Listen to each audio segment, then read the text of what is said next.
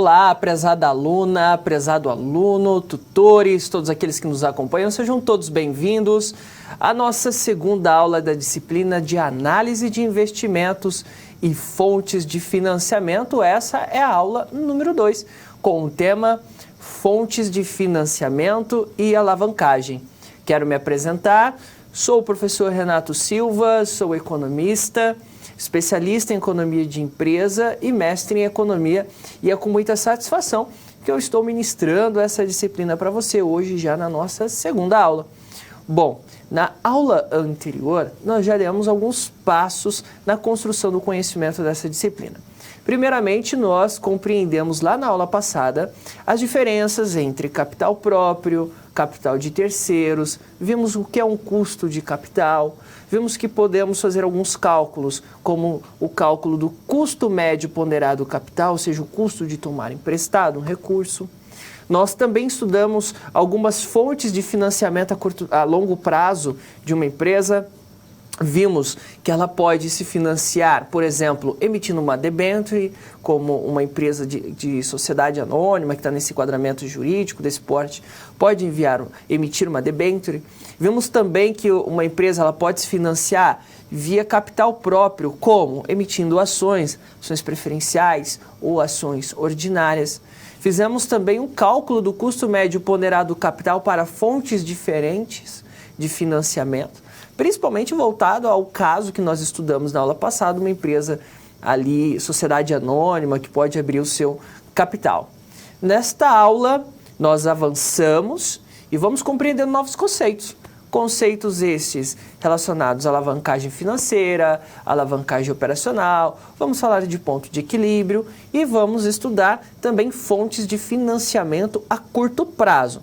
Como na aula passada foi longo prazo, nessa aula a gente já estuda fontes de financiamento a curto prazo. Então, dentro desse contexto que a gente vai avançando, lembrando que todo o conteúdo que o professor traz ao longo da aula, você encontra no seu livro didático.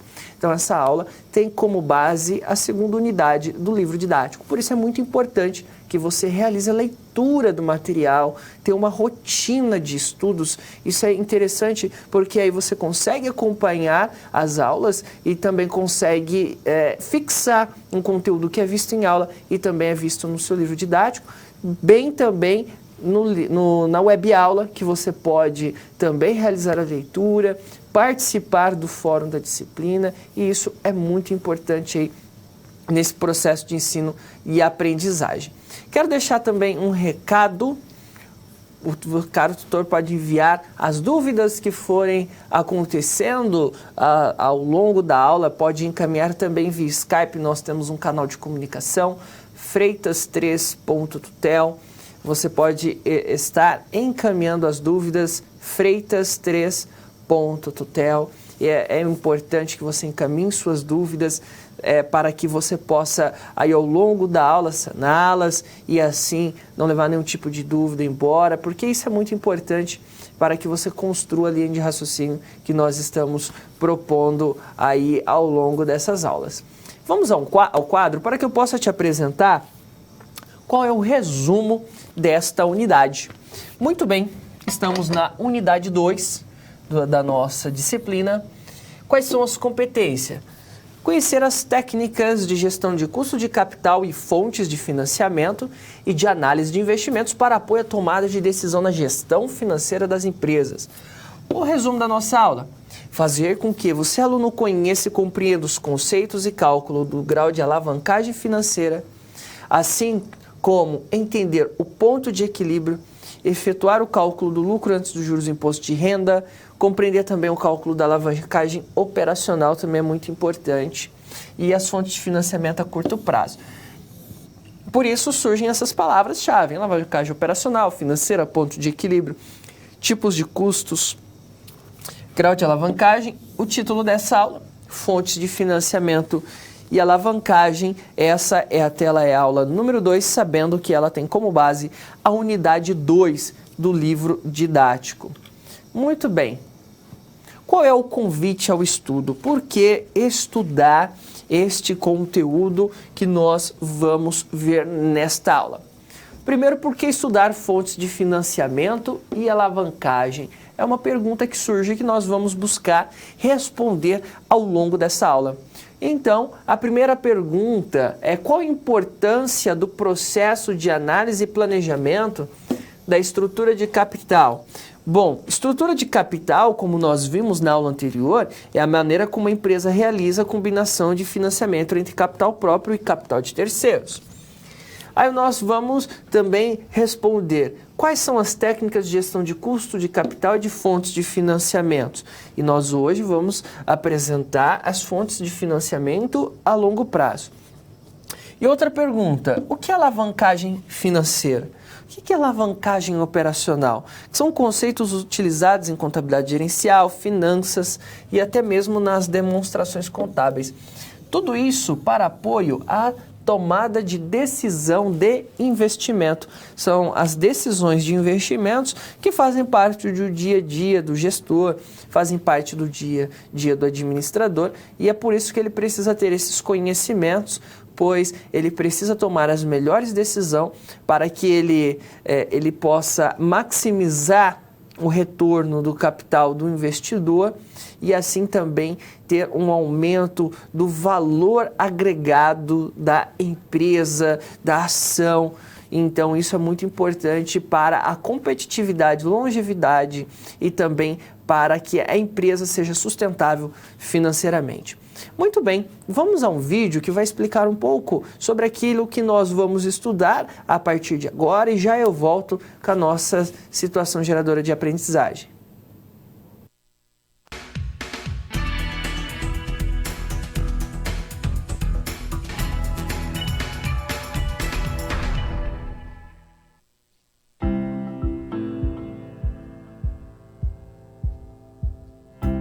Olá!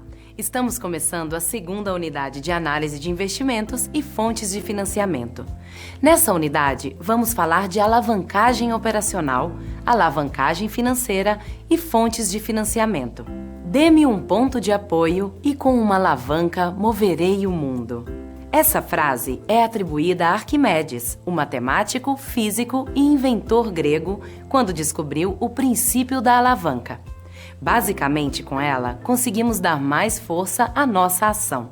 Passando essa ideia para o mundo empresarial, como conseguimos encontrar alavancas para tornar uma empresa mais produtiva? Esse é o sentido da alavancagem.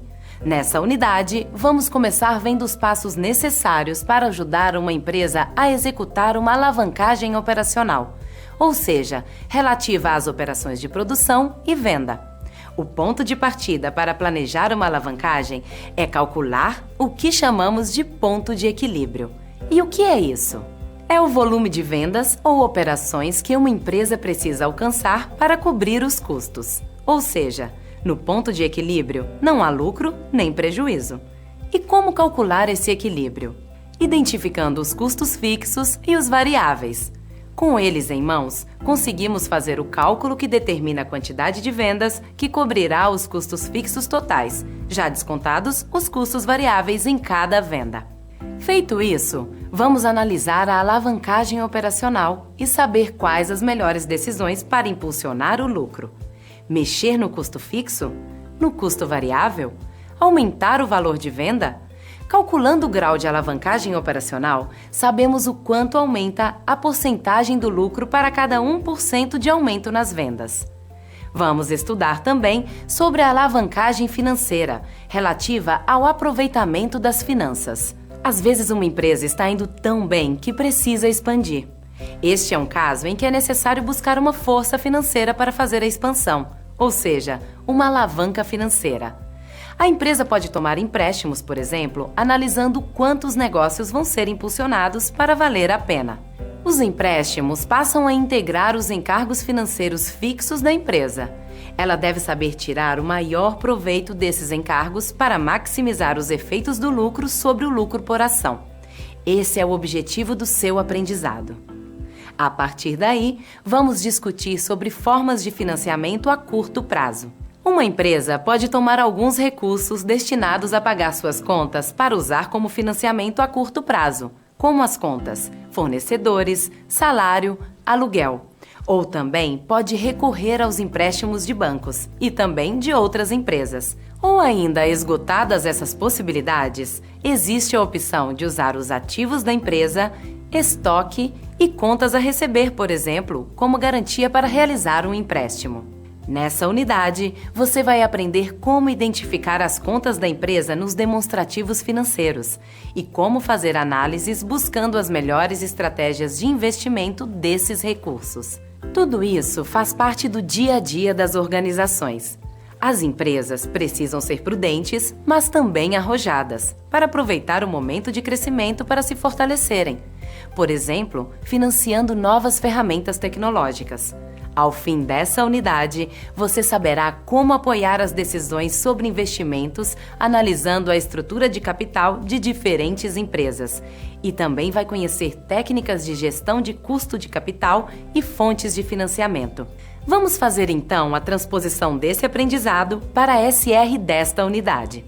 Nela, nós vamos ajudar uma companhia do ramo de hortifruti, uma produtora de morangos, a tomar decisões que envolvam fontes de financiamento e alavancagem. As SPs vão trazer os desafios para você colocar tudo isso em prática. Muito bem, agora é com você. Acesse o seu livro didático, as web aulas e o material complementar à sua disposição no seu ambiente virtual. E não se esqueça das pré- e pós-aulas de cada sessão. Eu fico por aqui. Bons estudos e até a próxima!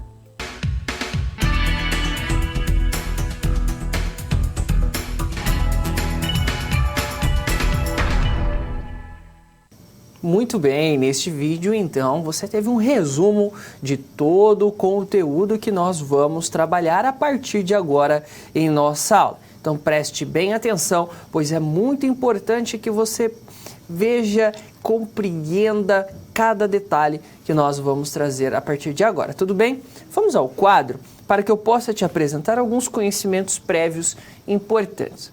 Primeiramente, ter conhecimentos das disciplinas de contabilidade e matemática financeira. Por quê? Contabilidade nós trabalhamos com alguns demonstrativos contábeis, na qual eu vou trazer ao longo da aula, bem como a matemática financeira, que são cálculos que nós realizamos, principalmente na próxima aula, vai ser muito importante. Muito bem, qual que é a situação geradora de aprendizagem? Bom, nós temos uma SGA que vai nortear todo o nosso estudo a partir de agora. Nós temos uma companhia, a Oruan, que ela atua no ramo de hortifruti, fornecendo morangos para redes de varejos em São Paulo e Rio de Janeiro e apresentou as seguintes demonstrações financeiras. Vamos conhecer quais são. Primeiramente, ela nos apresenta aqui o balanço patrimonial da Oruan. Muito bem, qual é o balanço patrimonial? Primeiramente, nós precisamos começar pelo lado do ativo. O ativo circulante do balanço patrimonial da Oruan é de R$ 1.888.200. Professor, o que é o ativo circulante mesmo? O ativo circulante é a soma dos bens e direitos que podem ser convertidos em dinheiro no curto prazo, tais como disponibilidades, aplicações financeiras, contas a receber e estoques. Nós temos o ativo não circulante no valor de R$ 539.700. O que é o ativo não circulante? É o realizável também a longo prazo, como você pode ver no seu livro didático. É o conjunto de bens e direitos de uma empresa que não podem ser convertidos em capital no curto prazo. E inclui-se nessas contas aqui os chamados ativo permanente, que tem um valor aqui de R$ 2.637.600. Ativo permanente aqui é o nome dado à soma dos ativos imobilizados e dos investimentos de longo prazo de um negócio. Atualmente, os itens abrangidos por essa nomenclatura fazem parte do chamado ativo não circulante. Porém, vamos deixá-lo separado aqui, conforme nos traz o livro didático, para compreender a sua importância. Mas, conceitualmente, no ativo permanente, nós temos os bens que integram a manutenção das atividades da empresa, tais como máquinas, equipamentos e veículos. Bom, o total do ativo é de R$ 5.065.500. Muito bem, nós temos o passivo, o lado do passivo. O passivo circulante da Oruan é de R$ 322.400. Lembra do que é o passivo? Passivos são as obrigações de curto prazo da empresa, como fornecedores, impostos a recolher, financiamento de curto prazo, salário, dividendos a pagar, entre outros. Nós temos o passivo não circulante de R$ 563.400. O passivo circulante ou exigível a longo prazo são as obrigações de longo prazo das empresas, tais como os financiamentos. Temos o patrimônio líquido no valor de R$ 3.179.700. Patrimônio líquido, sabemos que é o valor alocado pelos sócios na empresa, os proprietários, bem como os lucros acumulados na empresa. O total do passivo mais o patrimônio líquido, R$ 5.065.500. Muito bem, temos o demonstrativo de resultado, a DRE da Oruan, conforme você pode ver aí no seu livro didático, se eu não me engano, na página 62 do seu livro, você encontra esse demonstrativo. Temos que a receita da Oruan foi de R$ 846.000, o lucro bruto dela foi de R$ 351.300, por quê? Porque foi deduzido os custos dos produtos vendidos aí, que se eu não me engano no livro é de R$ 494.700, por isso chegou nesse lucro bruto. Bom, deduz as despesas operacionais de R$ 203.400, chegamos no lucro operacional de R$ 147.900, que também pode ser conceituado como LAGIR, lucro antes de juros e do imposto de renda. Tudo bem? Grave bem este conceito. E por fim, deduzido o imposto de renda, chegamos no lucro líquido de R$ 97.614. Esse foi a DRE da Oruan. Bom, agora mais informações da Oruan. Além das informações apresentadas nas demonstrações contábeis, sabemos que os custos fixos da operação da organização é de R$ 50.000 por mês. O LAGIR do ano anterior da empresa, lucro antes dos juros e imposto de renda, foi de R$ 140.000. O preço de venda unitário atual é de R$ 6,00 o quilo do morango e o custo variável unitário atual do morango é de R$ 4,00 o quilo. O preço de venda unitário do ano anterior foi de R$ 6,00 e o custo variável unitário do ano anterior foi de R$ 5,50. Se eu não me engano, no livro didático essa informação está ao contrário, tá? Considere o preço de venda e o custo variável do ano anterior, o que o professor está trazendo agora na aula, tudo bem? Foram vendidos 141.000 quilos a R$ 6,00 no ano anterior. Foram vendidos 141.000 quilos a R$ 6,00 neste ano e no ano anterior foram vendidos 139.000 quilos pelo mesmo preço, tá? Bom, no decorrer desta unidade, ajudaremos a organização Oruan a tomar decisões que envolvam fontes de financiamento e alavancagem, tá? Então, a partir desses dados, nós vamos realizar alguns cálculos, principalmente relacionados à alavancagem e depois também compreender as fontes de financiamento a curto prazo que estão disponíveis para a organização, tudo bem? Vamos a um vídeo e já eu volto para a nossa primeira situação problema.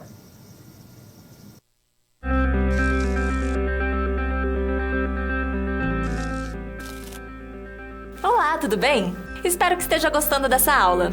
Como você pode perceber, é muito importante estudar o conteúdo da pré-aula no ambiente virtual antes de conhecer e resolver as situações problema. Vamos lá? As etapas para compreender e resolver as SPs são simples e facilitam os seus estudos. Primeiro, é necessário conhecer e interpretar os detalhes da situação problema, entender onde se passa a situação, quais agentes estão envolvidos e quais recursos estão disponíveis. Depois, é a hora de problematizar a situação apresentada. Isso significa que seu desafio foi elaborado com base nas informações de empresas, experiência dos professores e acontecimentos do cotidiano de sua área. E por último, você vai solucionar as problemáticas. Para isso, você deve utilizar dos conceitos e das teorias vistas nas pré-aulas.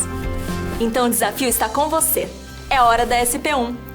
Caso surja um ponto de interrogação, você pode sempre acessar o fórum e enviar suas dúvidas, ok? Bons estudos e até mais!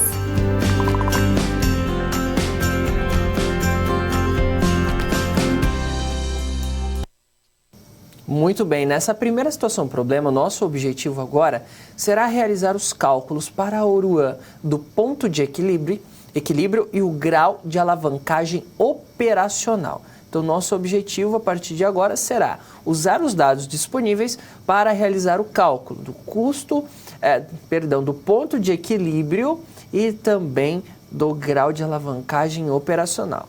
Alguns conceitos precisamos relembrar, e isso nós vamos fazer ao longo dessa primeira situação problema. Vamos ao quadro para que eu possa te apresentar.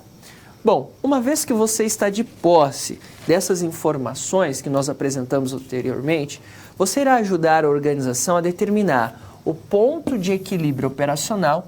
Para tanto, você verificará brevemente os tipos de custos e analisará a alavancagem operacional, bem como medirá o seu grau de alavancagem.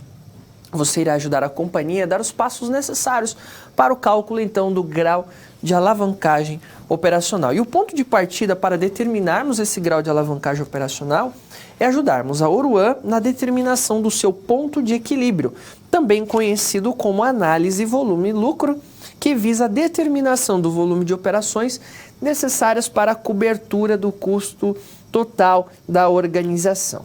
Mas antes de chegar nesses conceitos, enfim, é bem importante que nós relembremos alguns conceitos relacionados a custos. O primeiro é de custo fixo. O que é custo fixo? Ele não varia em função do volume de vendas e sim do tempo. Ou seja, são custos que não estão relacionados ao processo produtivo, como aluguel, telefone, contador, salários dos administradores, o prolabore, água e energia, se eles não estiverem relacionados ao processo produtivo. Já tem um custo variável, que relaciona-se diretamente ao volume de vendas. Suas matérias-primas, impostos sobre produtos, comissões, energia do chão de fábrica, o salário do chão de fábrica. Esse aí já é um custo variável. Muito bem. Dado o custo fixo variável, eu consigo chegar no LAGIR, que é o lucro antes do juro do imposto de renda, que é a receita de vendas menos custos fixos totais, menos os custos variáveis totais. O LAGIR, ele é um indicador muito utilizado, então, para entender essa questão da lucratividade ou lucro operacional da empresa, como nós vimos anteriormente. Inclusive, na aula atividade, tem um exercício pedindo o cálculo do LAGIR, mas ele é bem simples, porque você vai pegar a receita, deduzir custo fixo total e o custo variável total. Você chega no lucro operacional da organização, tudo bem? Relembrando esses conceitos, nós podemos avançar. Primeiro conceito importante que eu quero que você frise bem aqui agora é o ponto de equilíbrio operacional. Ele é um indicador de segurança do negócio, pois ele mostra o quanto é necessário vender para que as receitas se igualem aos custos. Neste ponto, a empresa ela não tem lucro, mas também ela não tem prejuízo. Como eu faço o cálculo? O ponto de equilíbrio ele é o resultado da divisão do custo fixo total pela diferença entre o valor da venda unitária e do custo variável unitário. Quando eu faço esse cálculo, eu chego neste valor, ou seja, o mínimo de vendas, o mínimo de faturamento necessário para a minha empresa pagar as suas contas, tudo bem? Feito isso, outro conceito é o grau de alavancagem operacional. O que significa isso, professor? Alavancagem operacional, ela significa aumentar o retorno gerado pelos ativos operacionais, mantendo o mesmo custo fixo. Em termos de DRE, olha só, alavancagem operacional é quando você aumenta o LAGIR de forma proporcionalmente maior que o aumento gerado no faturamento, tudo bem? Ou seja, ocorre a alavancagem operacional quando a empresa aumenta sua receita sem que esses seus custos fixos se alterem, mas o aumento do LAGIR é mais do que proporcional. Professor, não entendi. Então vamos ver. Olha, o que seria o grau de alavancagem operacional, também chamado de GAL? É a variação percentual do LAGIR dado uma variação percentual nas vendas. Vamos supor que a variação lá no lucro operacional no LAGIR seja de 30%, para uma variação de 15% nas vendas. Então, as vendas aumentaram 15% esse mês e o meu lucro aumentou 30%. Então, houve um grau de alavancagem de 2. Por quê? Meu faturamento aumentou 15%. Só que o meu lucro antes do juro e imposto de renda aumentou 30%, mais do que proporcional. Então teve uma alavancagem, tá? Foi mais do que proporcional ao aumento nas vendas, o aumento do meu lucro. Sempre quando o grau de alavancagem for aqui este resultado maior do que 1, significa que uma determinada variação percentual nas vendas ocasiona uma variação percentual no LAGIR. Existindo assim essa alavancagem, é como uma alavanca realmente. Bom, para resolver essa primeira situação problema, precisamos extrair informações relativas ao LAGIR, tudo bem? Ao custo fixo, ao custo variável, preço de venda e o relatório da DRE. Bom, no caso, o lucro operacional da Oruan foi de 147 mil. Lembrando que esse lucro operacional é a mesma coisa do LAGIR, tá? Lucro antes dos juros e do imposto de renda. Eu preciso dessa informação para que eu possa realizar o cálculo do grau de alavancagem operacional, tudo bem? Bom, eu preciso de alguns dados, tanto para calcular o ponto de equilíbrio, tanto para calcular o grau de alavancagem. Por quê? Como nós vimos, o grau de alavancagem, ele trabalha com variações percentuais. E como que eu faço variação percentual? Comparando o dado de um ano com o ano anterior, tá? Então preste bem atenção aqui. O LAGIR atual da empresa é de 147.900. O LAGIR anterior da empresa foi de 140 mil reais. O preço de venda unitário deste ano é R$ 6,00 e o custo variável unitário deste ano da Oruan é de R$ 4,00. O preço de venda unitário no ano anterior foi de R$ 6,00, só que o custo unitário do morango foi de R$ 5,50, era mais caro. O custo fixo da Oruan, a gente sabe que é de R$ 50 mil reais. Venda de 141 mil quilos a R$ 6,00 neste ano. E no ano anterior foram vendidos 139 mil quilos, também ao preço de R$ 6,00. Então considere esses dados, essas informações, pois são eles que nós vamos utilizar para realizar os cálculos a partir de agora, tudo bem? O primeiro cálculo que nós precisamos fazer para Oruan é o ponto de equilíbrio. Lembra da fórmula? Qual é a fórmula do ponto de equilíbrio da Oruan? Ponto de equilíbrio, ele é o custo fixo total da empresa dividido pelo seu preço de venda menos o custo variável unitário. Esse é o cálculo, beleza. Qual que é o custo fixo total da Oruan? 50 mil, exatamente, 50 mil. Dividido pelo seu preço de venda nesse período, que é R$ 6,00, e o custo variável unitário dela nesse período, que é de R$ 4,00. Muito bem, 6 menos 4 são 2. 50 mil dividido por 2, 25 mil quilos de morangos aqui. Este é o ponto de equilíbrio da Oruan. O que significa isso, professor? Significa que quando a Oruan atingir essa venda de 25 mil quilos, ela atingiu seu ponto de equilíbrio. Então, nesse ponto, ela não tem lucro, mas também não tem prejuízo. Só após ultrapassar essa marca que vai começar a ter algum tipo de lucro, tudo bem? Aí você pergunta, professor, mas se o meu custo fixo aumentar, se o meu custo variável aqui também aumentar, eu preciso fazer um novo cálculo? Sim. Sempre que houver alterações na sua estrutura de custo, o seu ponto de equilíbrio ele vai ser mudado. Se preferirmos também, podemos conhecer o valor necessário em unidades monetárias. Qual é o preço de venda? Não é 6? Basta multiplicar pelo preço de venda, que é R$ 6,00. 25 mil vezes R$ 6,00, eu chego num faturamento de equilíbrio de R$ 150 mil. Tudo bem? Esse é o meu faturamento de equilíbrio. Esse é a minha quantidade ali, 25 mil quilos de equilíbrio. Somente a partir de ultrapassar esse valor é que a Oruan vai começar a ter lucro. Muito bem. Calculamos o ponto de equilíbrio, perfeito? Bom, podemos calcular agora o grau de alavancagem operacional. Como que nós fazemos esse cálculo? Para calcular essa alavancagem, nós precisamos trabalhar com a variação percentual do LAGIR e a variação percentual das vendas. Por isso eu preciso de dados de anos anterior. Bom, primeiro vou trabalhar a variação no LAGIR. Variação no LAGIR. Como que eu faço o cálculo da variação? Primeiro, qual é o LAGIR do ano atual? 147.900. LAGIR do ano anterior? Menos 140 mil. Vou dividir pelo LAGIR do ano anterior, 140 mil. Faço esse cálculo aqui, vezes 100, chego nesse valor de 5,64%.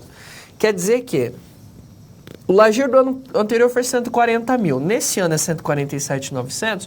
Houve uma variação percentual, houve um crescimento de 5,64% no LAGIR. Tudo bem? Variação nas vendas. Vamos ver. Qual foi a venda no período atual? Foi de 141 mil. No período anterior, 139 mil dividido por 139 mil. Resultado vezes 100. Então, houve um aumento aqui de 1,43%. Tudo bem? Olha só. Então, houve um aumento nas vendas para um aumento aqui também no meu LAGIR. Como que eu faço o cálculo do grau de alavancagem operacional? Eu posso pegar essa variação percentual do LAGIR e dividir por essa variação percentual nas minhas vendas. Tudo bem? Então, esse é o cálculo. Peguei a variação percentual do LAGIR e peguei a variação percentual nas vendas. 5,64% dividido por 1,43%, eu tenho esse valor de 3,94%. Tudo bem? Ou 3,94% também. O que significa? Se o resultado da alavancagem for maior do que 1, a gente sabe que existe alavancagem. Foi maior do que 1, então há uma alavancagem. Quer dizer, com 1% a mais em vendas, aumentou em 3,94% o lucro operacional da empresa. Então vamos lá. Como esse resultado deu 3,94, portanto, significa que cada percentual a mais de venda realizada gerou um resultado a mais de LAGIR de 3,94 vezes. Neste caso, então, 1% a mais em quantidade vendida gerou 3,94% a mais de LAGIR. Então, houve uma alavancagem, porque foi mais que proporcional à força, ao impacto. Como foi vendido, outra análise, né? Como foi vendido 1,43% a mais de produtos, vezes o grau de alavancagem, a gente chega nesse resultado de 5,54% a mais de LAGIR. Vamos chegar no mesmo ideia. Muito bem, essa aqui é uma maneira que nós temos de fazer o cálculo da alavancagem operacional que advém dos crescimentos das vendas em empresa. Lembrando que isso aqui é sempre feito em porcentagem. Então, sabe que quando eu quero realizar um tipo de análise da organização em relação ao seu grau de alavancagem, eu posso realizar esse tipo de análise a partir do momento que eu tenho dados, né, principalmente de períodos, né? Ah, professor, a empresa vai iniciar minhas operações, eu não tenho dados ainda. Tudo bem, mas ao longo do tempo ela vai começar a gerar informações ao longo dos meses, trimestres, e você vai poder fazer esses cálculos, tá? Ah, mas eu posso fazer de um trimestre em relação ao outro? Pode, se você quiser fazer algum tipo de análise trimestral, não tem problema, bimestral ou mensal, isso fica a critério do gestor. Aqui nós fizemos uma análise anual, porque pega um período bacana também, tá? Então fica a ideia que esse grau de alavancagem operacional sempre vamos mensurar quando aumenta as minhas vendas, o quanto ele gera de aumento lá no meu LAGIR, tá? E o ponto de equilíbrio também foi um conceito importante que nós aprendemos a calcular, que o empresário ele precisa também conhecer no seu dia a dia. Muito bem, vamos a um vídeo e já eu volto com a nossa segunda situação problema.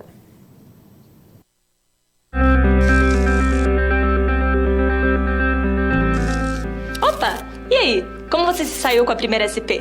Com as dicas que a gente viu, nem ficou difícil, não é mesmo? Você percebeu o caminho traçado para obter uma solução satisfatória? Primeiro, você estuda os conceitos teóricos. Em seguida, você conhece e avalia a situação. E só então, você tem conhecimento suficiente para se empenhar em resolver a situação-problema. Entendeu por que é importante fazer uso de todos os recursos do material didático antes de iniciar as SPs?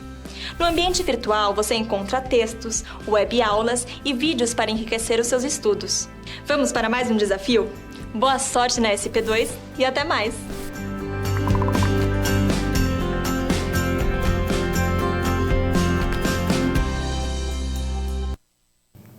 Muito bem, a partir de agora nós vamos dar um passo a mais e entender o grau de alavancagem financeira.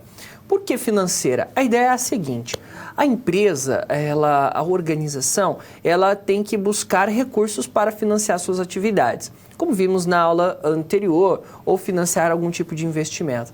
E assim ela vai buscar recursos.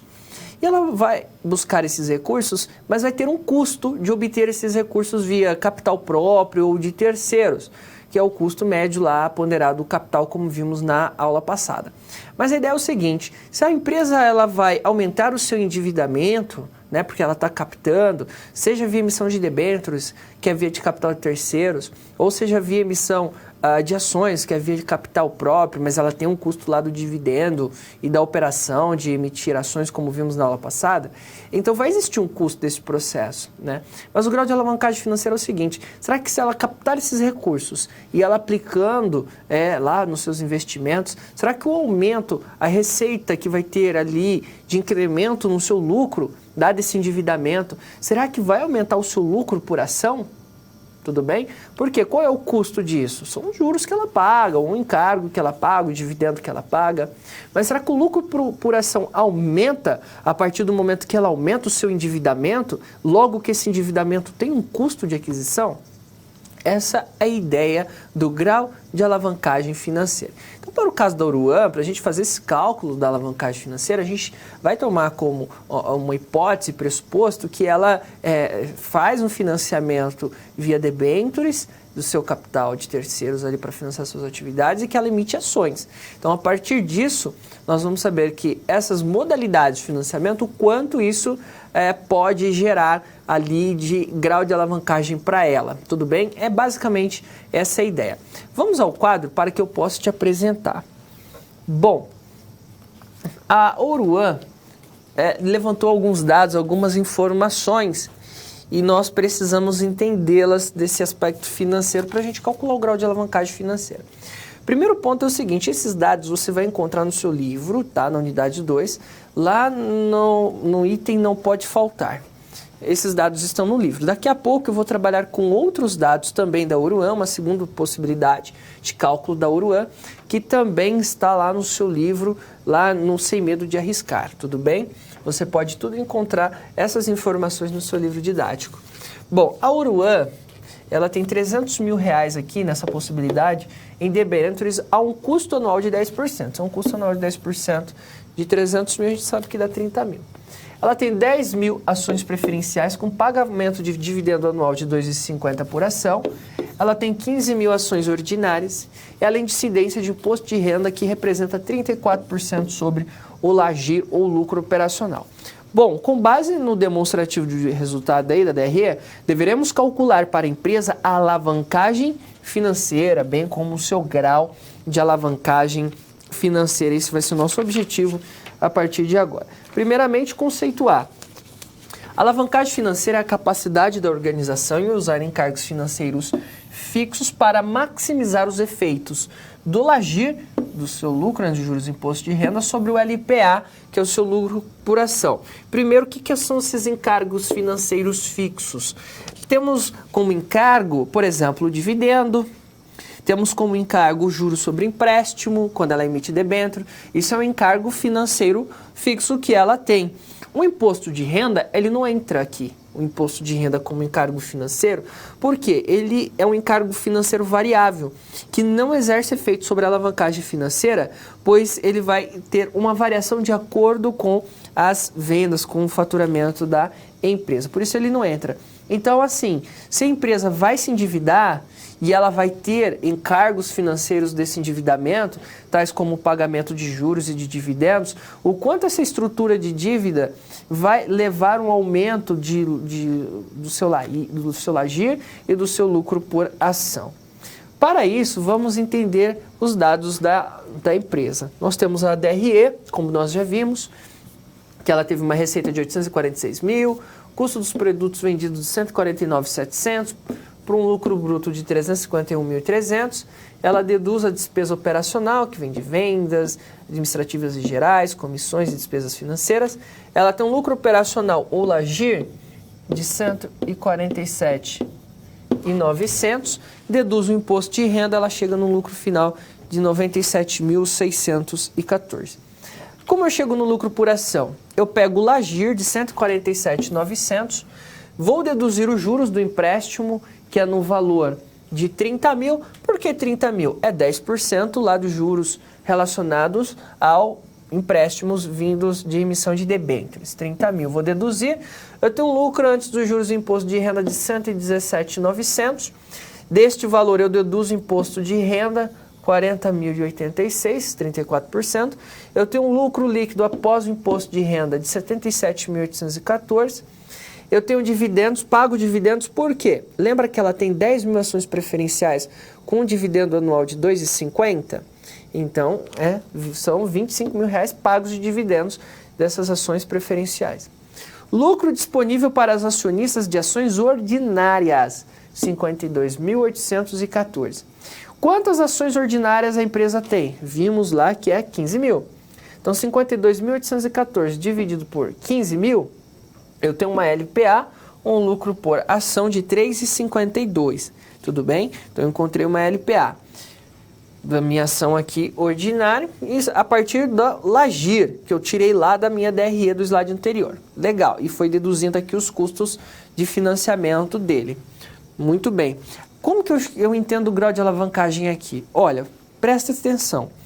Para compreendermos a alavancagem financeira e seu efeito sobre o LPA, faremos uma análise das consequências aqui sobre o LPA, dado uma variação de 30% para mais aqui no LAGIR. Então vamos supor que esse LAGIR aumente 30%. Professor, onde eu posso ver isso? Lá na tabela 2.5 do seu livro didático, tem essa tabela que fala de um aumento de 30% no LAGIR, dado esse resultado inicial. Então, assim, 147.900 sobe 30%, eu tenho um LAGIR de 192.270. Opa, e 200... 192.270, ou seja, um aumento de 30% desse LAGIR inicial. E você vai ver lá no seu livro didático que esse aumento de 30% do LAGIR levou um aumento do LPA para 5,47. Ou seja, LAGIR aumentou 30%, LPA aumentou para 5,47%. Foi para R$ 5,47. Desculpa, R$ 5,47. Então, para um LAGIR de R$ 192.270, eu tenho uma LPA de R$ 5,47, tá? Desculpa a confusão. Então, aumentou o LAGIR 30%, foi para R$ 192.270. Esse aumento de 30%, que gerou esse faturamento, no final gerou um lucro por ação agora de R$ 5,47. Perfeito? Muito bem. Bom, qual foi a variação percentual aqui? Por quê? Eu tinha um LPA de R$ 3,52 e agora eu tenho um LPA de R$ 5,47. Não variou? Variou. Por que variou? Porque o LAGIR aumentou 30%. Tudo bem? Mas qual foi a variação percentual do LPA? Como que eu faço o cálculo? Cálculo de variação, tá? É 5,47, que é o meu LPA novo, menos o 3,52, que é o meu LPA antigo, dividido por 3,52, que é o meu LPA antigo. Isso aqui, você faz o cálculo, faz vezes 100, vai dar 55,40%. Isso quer dizer o seguinte, que uma variação percentual de 30% no LAGIR levou um aumento de 55,40% no meu LPA. Perfeito? Entendeu a linha de raciocínio? Isso quer dizer que houve o quê? Uma alavancagem. Um aumento mais do que proporcional no meu LPA, dado um aumento de 30% do LAGIR. Então, ao avaliarmos as consequências sobre o LPA de uma variação percentual no LAGIR, percebemos as consequências sobre o LPA e assim as consequências da alavancagem financeira. Então, a cada percentual para mais ou para menos no LAGIR, ocorre um aumento ou uma diminuição mais que proporcional ali no LPA, tudo bem? Como que eu faço o cálculo da alavancagem financeira? Como que eu faço o cálculo da alavancagem? Ela é medida em números da alavancagem financeira da empresa, ela representa a medida da variação da alavancagem do LPA sobre o LAGIR. Como que é a fórmula? Eu tenho essa primeira fórmula, grau de alavancagem financeira, é a variação percentual no LPA, dado uma variação percentual no LAGIR. Como que eu faço esse cálculo? Olha, nós não acabamos de ver que a variação percentual no LPA não foi de 55,45%? Por quê? Porque não houve uma variação de 30% no LAGIR. Então, o LAGIR aumentou 30% e o LPA, dada essa variação, aumentou 55,40%, não foi? Faz a divisão, vai dar 1,85%. Ou seja, como o índice ficou maior do que o 1, houve alavancagem. Esse número calculado representa que para cada percentual aumentado lá no LAGIR, 1%, ocorre um aumento de 1,85% no LPA. Essa é a ideia. Professor, existe outra maneira de realizar esse cálculo? Existe. Você pode também chegar no mesmo resultado usando essa fórmula aqui, que é o LAGIR dividido por LAGIR menos os juros pagos sobre capital de terceiros, menos, abre parênteses, o DP, que é dividendos pagos acionistas preferenciais, vezes 1 dividido por 1 menos T, que é a alíquota do imposto de renda pago. É uma fórmula que você pode utilizar para chegar no mesmo resultado. Na Câmara de Documentos, eu tenho aqui esse exemplo. Olha só, os dados da Uruan. O LAGIR de 147.900, os juros de 30 mil, porque é 10% de 300 mil, dividendos 25 mil, dividendos aqui de acionistas de ações preferenciais, o imposto 34, eu tenho essa fórmula. O que eu faço? Eu só coloco na fórmula. Grau de alavancagem operacional, então, 147.900 do LAGIR, dividido por 147.900, menos os juros, que é 30 mil, menos o 25 mil, que é o dividendo preferencial, vezes 1 dividido por 1 menos 0,34. Você vai fazer o cálculo, você vai pegar 1 dividido por 1 menos 0,34, se eu não me engano isso aqui vai dar 1,5151, faz vezes 25 mil, você vai chegar nesse resultado de R$ 37.878,80. 147.900 menos 30 mil é 117.900. Subtração, divide, chego no mesmo resultado, 1,85%. Cheguei no mesmo resultado anterior, porém por outra fórmula.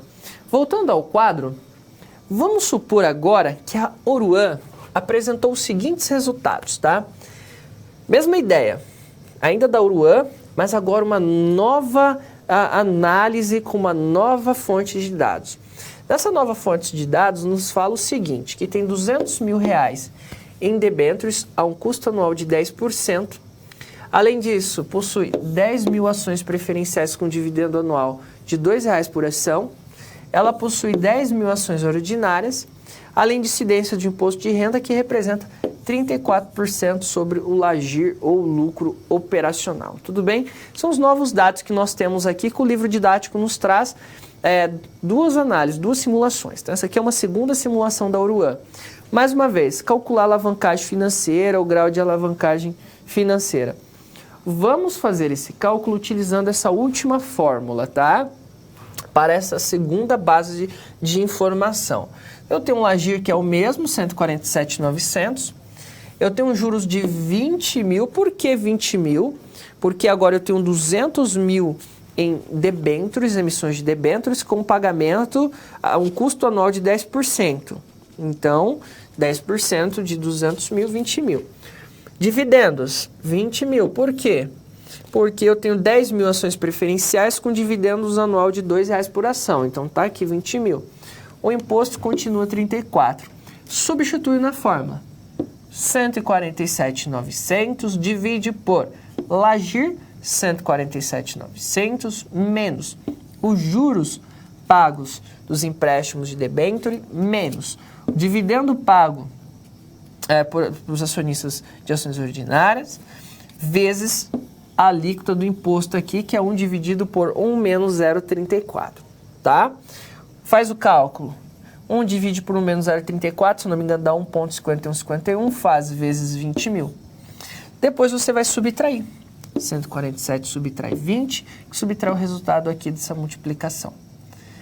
Tudo bem? Depois você faz a divisão por esse resultado da subtração.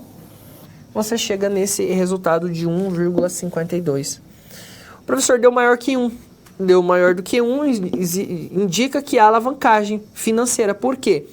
A cada 1 ponto percentual no Lagir, haverá mais 1,52 pontos percentuais para o LPA, ou seja, para cada aumento de 1 ponto percentual aí no Lagir, haveria esse 1,52 aí de aumento no LPA, tudo bem? Lembrando que nós temos que fazer esse cálculo sempre para compreender o quanto que esse grau de endividamento da empresa, ela vai alavancar o Lagir e, por consequentemente, vai alavancar o lucro por ação. Então, basicamente, é essa a ideia quando trabalhamos essa questão do grau de alavancagem financeira. Tudo bem? Vamos a um vídeo e já eu volto para a nossa terceira situação problema.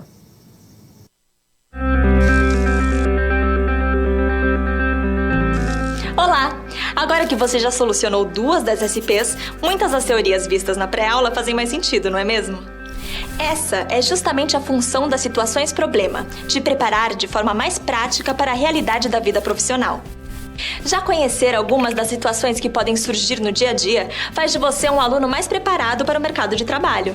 Bom, a SP3 já vai começar. Se ficar com dúvida em algo, pode entrar no fórum e enviar sua pergunta, ok? Até mais!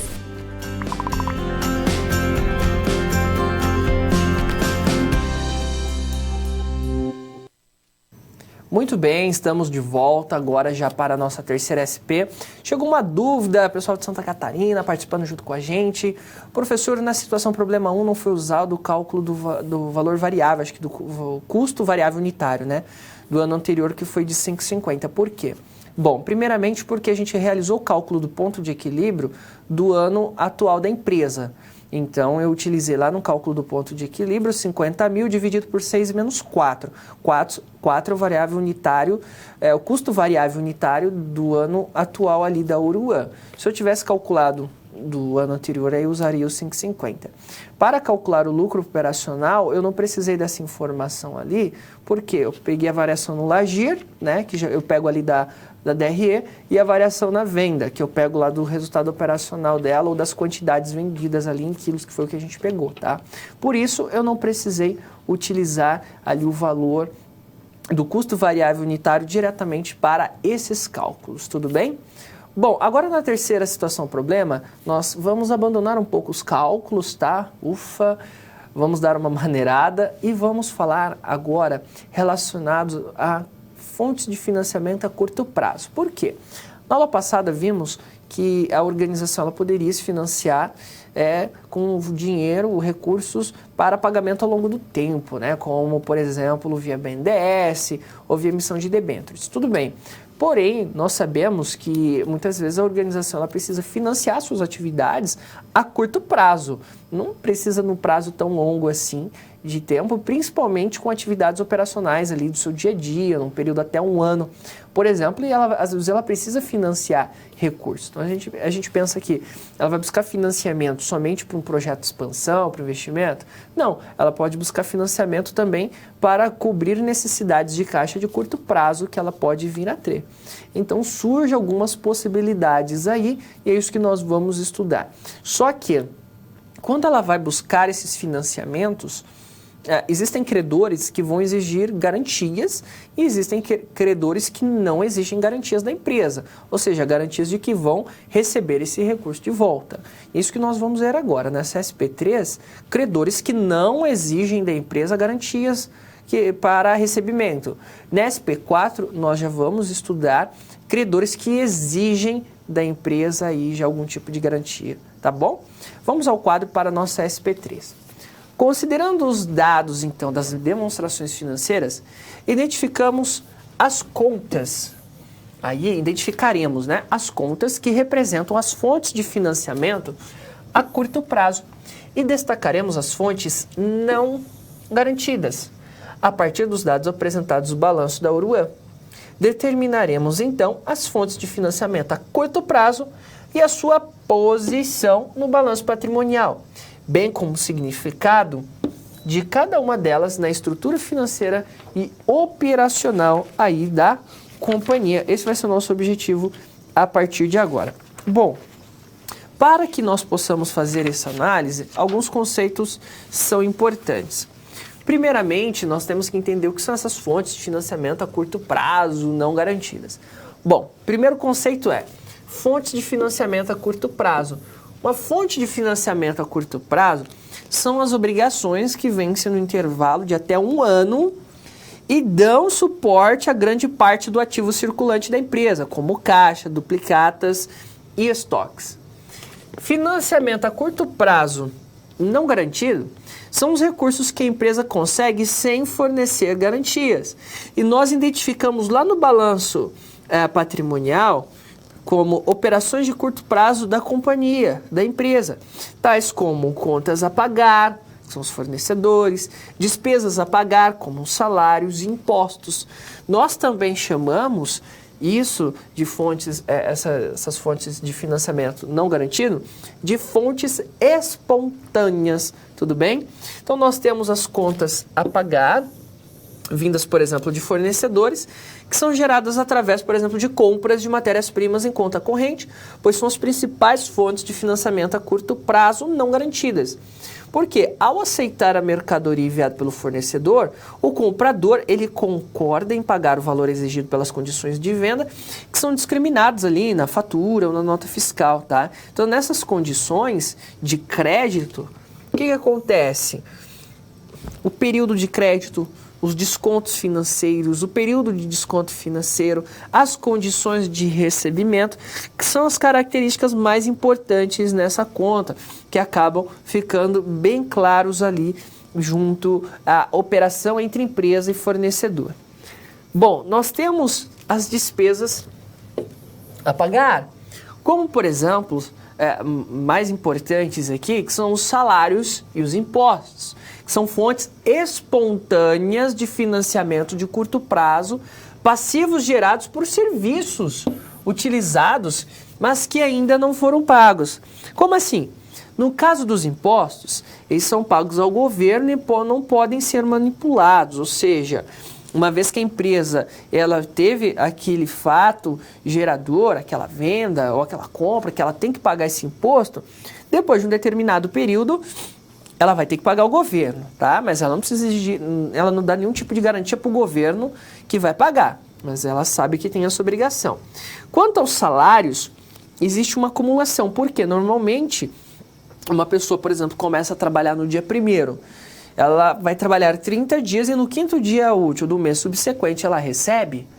Então ela está fornecendo sua mão de obra, ela está fornecendo, por exemplo, como se fosse um empréstimo para a empresa ali da sua mão de obra, que depois a empresa desse período ela vai fazer o pagamento do seu salário. Mas o funcionário trabalha confiante de que vai receber o salário dele, na verdade. Então não existe nenhum tipo de garantia que a empresa fornece ao seu funcionário.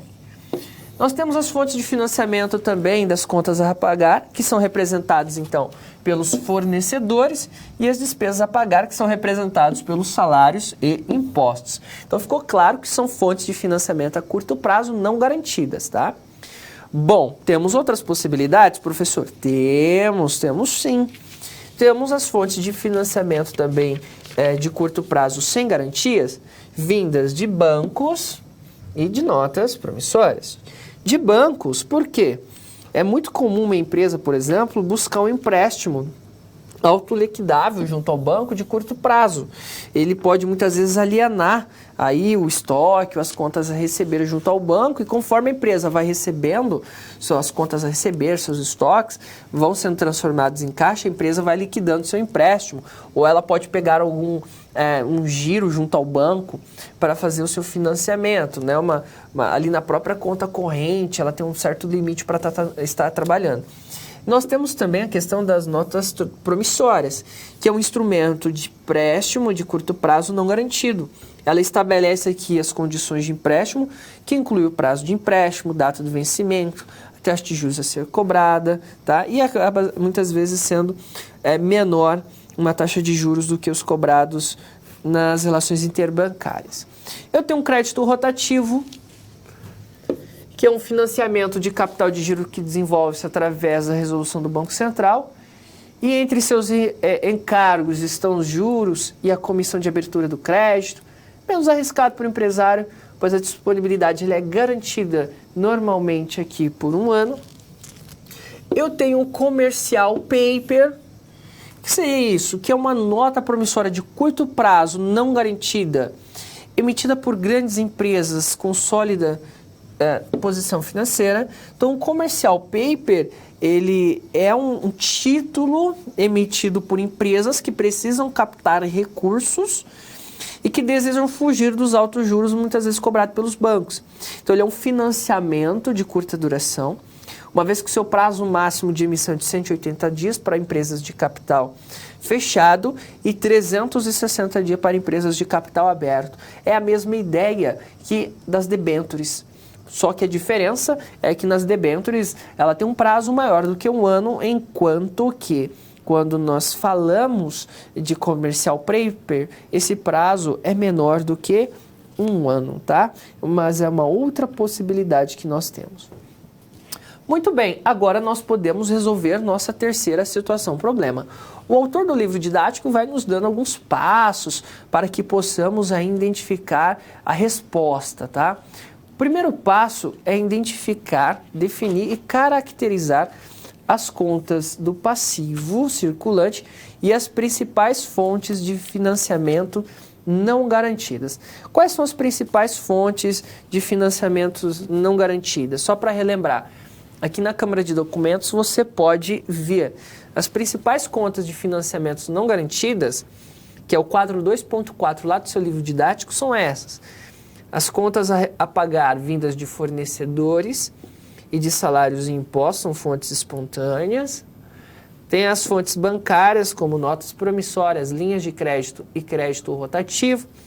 Vindas de bancos comerciais, vai ter um custo, o banco vai cobrar os juros, tá? Mas, porém, existem alguns tipos de limites. E as fontes não bancárias, que é o commercial paper, tá? Muitas vezes a gente precisa de um banco comercial, uma distribuidora de valor para fazer essa distribuição. Às vezes ela tem uma taxa abaixo da taxa interbancária, porque é mais barato eu pagar uns juros para a pessoa me emprestar um dinheiro do que eu pagar juros para o banco. E é uma promissória a curto prazo não garantida por não garantida e ela é emitida por grandes empresas, tá? Então, só para relembrar. Voltando ao quadro, então, em nosso balanço, podemos identificar como fontes de curto prazo não garantidas algumas contas que representam as obrigações que vencem num intervalo de até 1 ano. Então, lá no passivo circulante, que eu vou encontrar fontes de financiamento a curto prazo não garantidas. E essas contas, elas dão suporte a grande parte do ativo circulante da empresa, como caixa, duplicatas ou até mesmo os estoques. O segundo passo aqui é identificar as fontes espontâneas, como a gente acabou de ver. Como que nós identificamos? Nós temos a conta fornecedores.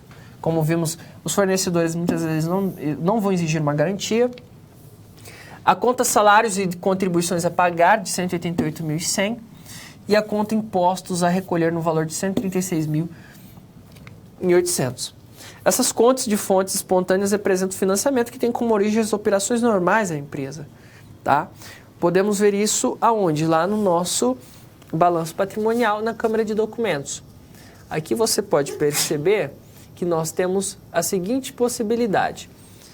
Fontes espontâneas, conta fornecedores no valor de 217.500. Está aqui, encontramos. Conta salários e contribuições a pagar. Está aqui, 188.100. Nós temos impostos a recolher no valor de 136.800. Está aqui. Então, essas são fontes, o quê? Espontâneas, não garantidas. Não existe.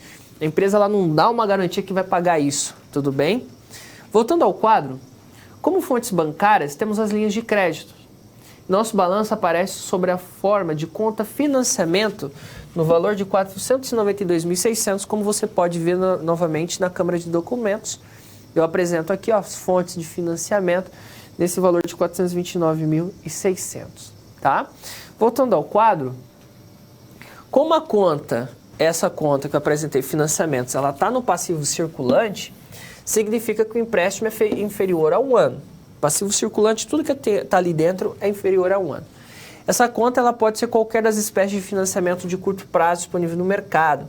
São os mais comuns o empréstimo autoliquidável, as linhas de crédito, crédito rotativo, que podem ficar disponíveis à empresa como forma de empréstimo aí não garantido. São uma das possibilidades que nós podemos ter ali.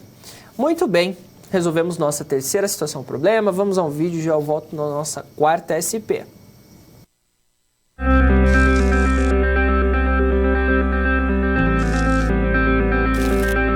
O trabalho de um bom profissional é a soma de conhecimento e experiência. O conhecimento você obtém estudando a pré-aula, tirando dúvidas no fórum, acessando as webaulas, ou seja, fazendo bom uso dos materiais oferecidos aqui no ambiente virtual. Já para ter experiência antes mesmo de ir para o mercado de trabalho, você precisa se empenhar na resolução das SPs. Lembre-se, quanto mais você se dedicar, analisando com atenção, fazendo anotações na hora de levantar hipóteses, procurando diferentes soluções até obter a melhor, mais preparado você estará para desempenhar sua profissão. Você já resolveu 3 desafios, mas ainda falta a SP4. Se dedique, hein?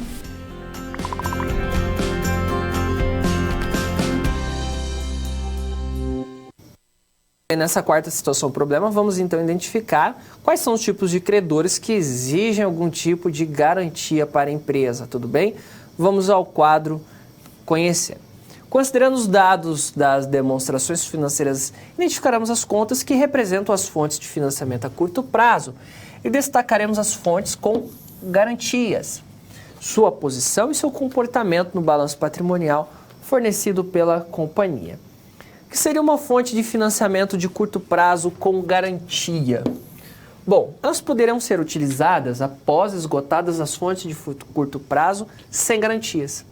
Sendo que, neste caso, ao utilizarmos fontes de empréstimos de curto prazo com garantia, alguns ativos específicos são utilizados como garantia de dívida, ou seja, a empresa precisa dar algum ativo como garantia. O que seria isso?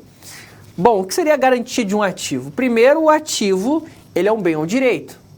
Nós sabemos disso. Garantia é um ativo que garante a dívida.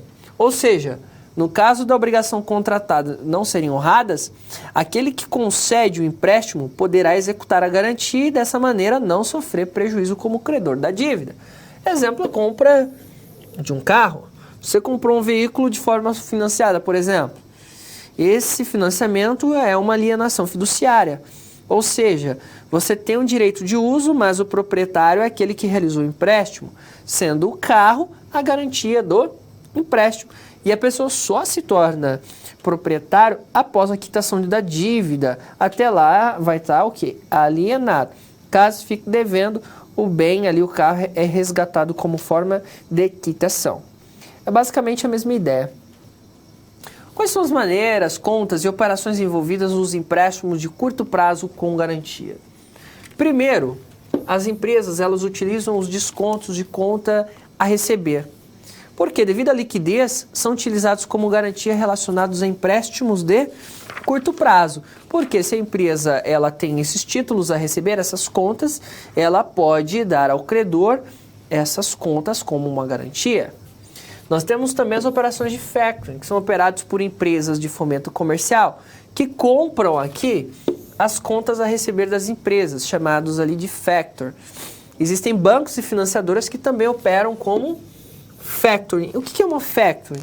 A factoring é um mecanismo de fomento mercantil que possibilita a empresa fomentada vender seus créditos gerados por suas vendas, tá? E recebimento imediato de seus créditos futuros. E a factoring, ela vai pegar essas contas a receber, essas duplicatas, e vai receber ali dos clientes da empresa. Porém, obviamente, factoring ela vai descontar. Por exemplo, você chega lá com 100 mil reais de contas a receber numa factoring. Ela não vai te dar os 100 mil reais, porque ela vai assumir ali a responsabilidade de recebimento, aquilo tem um risco.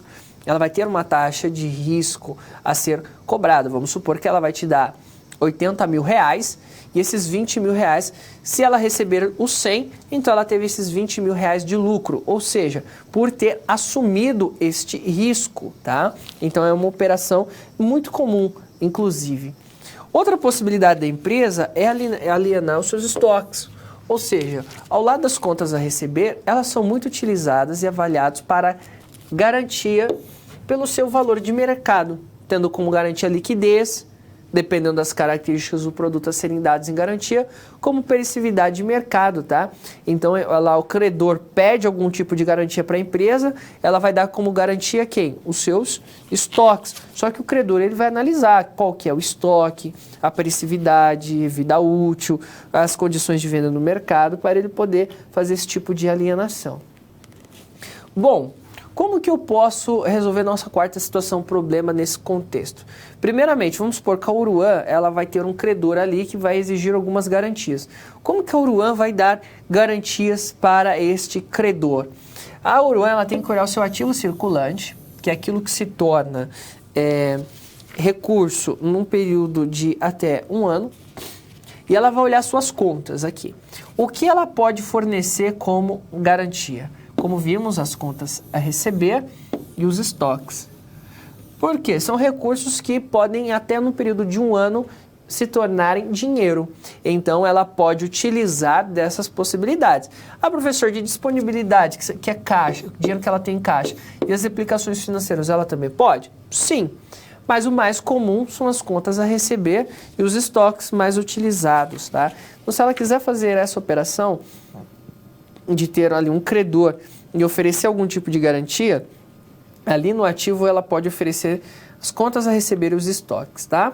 Então, esse passo 2 é identificar essas contas, ou seja, as contas do ativo circulante, que são resultados das operações da empresa e que podem ser usados como garantias de empréstimo e financiamento de curto prazo, então, como nós vimos, contas a receber e estoques, e comentar sobre as contas referentes aqui. Bom, vamos fazer essa análise. Como nós vimos, identificamos como fontes de curto prazo garantidas algumas contas que representam ativos que podem ser transformados em caixa no intervalo de até 1 ano e formam um ativo. Então, temos as contas a receber de clientes, no valor de 736.800, gerada através das vendas dos produtos da empresa. São as principais fontes de financiamento a curto prazo não garantidas. Inclusive, ela pode usar isso aqui até numa operação de factoring. E temos ainda a conta estoques, no valor de 559.800, oriundas de produtos prontos para comercialização. Também uma segunda possibilidade que ela pode dar de garantia para o credor. Então, esses dois ativos de curto prazo, as contas a receber e os estoques, podem ser usados como garantias para operações de financiamento de curto prazo, nas hipóteses de necessidades de financiamento de curto prazo. Deverão ser utilizados somente quando as fontes de financiamento de curto prazo não garantidas não forem suficientes para cobrir momentos específicos de necessidade de caixa, muitas vezes por serem até mais caras que as não garantidas. E quais são as possibilidades que se enquadram ou não se enquadram no caso da Oruan? A alienação aqui não se enquadra, pois o produto comercializável dela aqui é perecível. Quando o produto é perecível, é um pouco complicado você conseguir a alienação do estoque junto ao credor. Ele vai bem quando você tem algum produto que tem um período maior, ciclo de vida maior, um produto físico, por exemplo. Agora, há uma possibilidade de usar esses estoques como garantia de empréstimo de curto prazo, realizando operações de recibos de depósito. Utilizando recibos de depósito dá. Por quê? Ela pode usar esses estoques como garantia de curto prazo e essas operações podem ser realizadas por bancos comerciais ou financiadoras, cujos estoques podem ser utilizados em garantia, mantidos sob o controle do credor, em armazém ou terminal, sob a guarda de um terceiro e em nome desse credor, que só pode ser movimentado com a autorização do credor, mas também a partir do momento que ele consegue dar algum tipo de destinação rápida para aquele produto. Daí ele consegue. Tudo bem? Vamos ao vídeo e já eu volto para finalizar a nossa aula.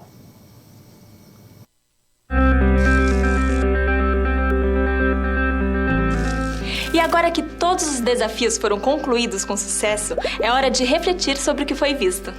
O objetivo das SPs é ampliar o seu conhecimento e te ensinar a como utilizar na sua realidade profissional os conceitos vistos aqui.